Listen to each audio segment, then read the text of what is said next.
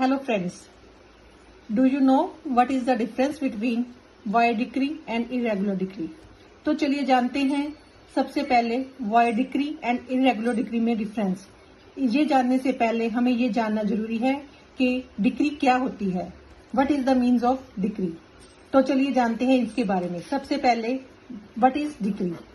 Decree has been defined in section 2 subsection 2 of the code of civil procedure 1908।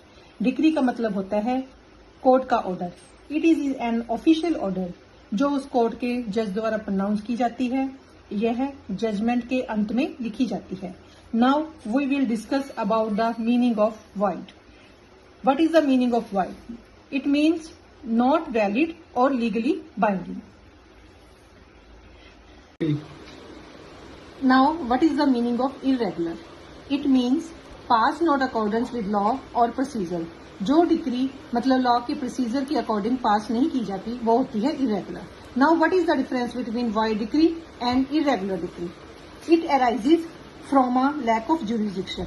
अगर court के पास jurisdiction नहीं है और कोर्ट में डिक्री पास कर दी है तो वो डिक्री void डिक्री होती है।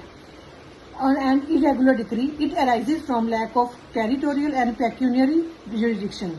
और अगर कोर्ट के पास पेक्यूनियरी और टेरिटोरियल जुरिसडिक्शन नहीं है और कोर्ट ने डिक्री पास कर दी है तो वो होगी इरेगुलर डिक्री।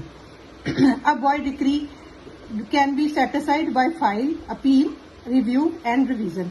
void डिक्री जहाँ रेगुलर डिक्री को सेट असाइड करने के लिए हम क्या करेंगे?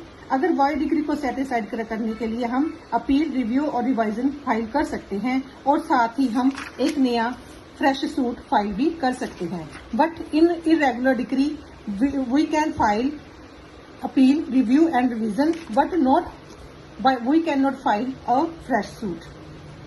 तो गाइस, ये था void डिग्री और इरेगुलर डिग्री के बीच का डिफरेंस।